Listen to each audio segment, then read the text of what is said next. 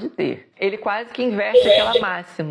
O Uchiha Itachi é a maior vítima da popularidade que um personagem pode ter. Ele quase que inverte aquela máxima. Ou você morre herói, ou você vive o suficiente para se tornar vilão. Ele morreu vilão e aí voltou e viveu para virar herói. Ele começa como um vilão, é introduzido ainda no Naruto clássico. Primeiro é mencionado lá bem no início, né, quando a gente conhece um pouco mais da história do Sasuke, mas ele aparece de fato depois da saga de invasão de Konoha, ali entre essa saga e a do resgate da Tsunade, e ele aparece com Kizami procurando Naruto, porque nesse momento Kishimoto já está introduzindo o elemento da Akatsuki, né, que vai ser explorado no Shippuden, eles vão se tornar os grandes adversários no Shippuden. Ao longo do Shippuden, o Itachi vai aparecendo com mais frequência conforme a história se encaminha para o final. Ele tem uma aparição bem breve no início, né, na saga do resgate do Gaara. Depois ele vai reaparecer mais pra frente, já quando a gente está acompanhando a jornada do Sasuke. E no meio disso ele ainda tem um encontro breve com Naruto. Nesse momento, no momento em que o Sasuke finalmente encontra e eles têm a luta, e aí tem o após a luta, a personalidade do Itachi começa a mudar. E ele vai deixando de ser um vilão, um inimigo, para se tornar um anti-herói. Nesse momento ele é um anti-herói, aquele que sacrificou a própria vida, aceitou ser o inimigo de Konoha pelo bem maior. A participação dele não se resume a isso e vai aumentar quando ele é ressuscitado como Edo Tensei. E aí nessa volta ele consegue se libertar do Edo Tensei.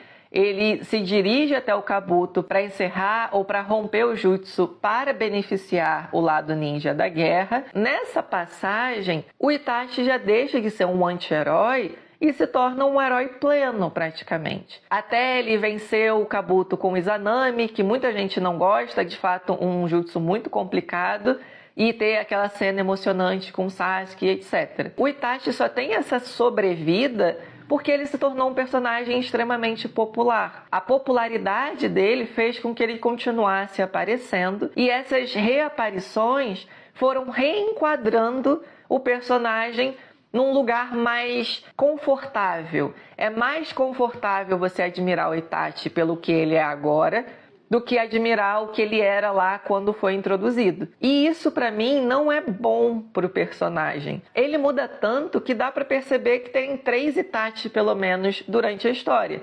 O Itachi vilão, o Itachi anti-herói e o Itachi herói. Então, na prática, o que a gente gosta dele se torna aquilo que ele veio a se tornar. Não é mais o personagem de antes, é um outro personagem que calha de ter o mesmo nome. O Uchiha Itachi. E aí, galera, a gente é pego naquele negócio. Como o Itachi, ele é charmoso, né?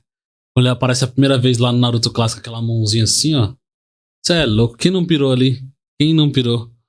Porque era o cara que desde o primeiro episódio a gente já ouviu falar dele. Então, era pra ser o principal antagonista ali do Sasuke, né? Então, foi bem construído assim nessa parte. E depois, como diz o Lucas, as coisas foram mudando. Mas mesmo assim ele tem o seu charme. Por isso que foi um dos meus personagens favoritos na época que eu acompanhei Naruto.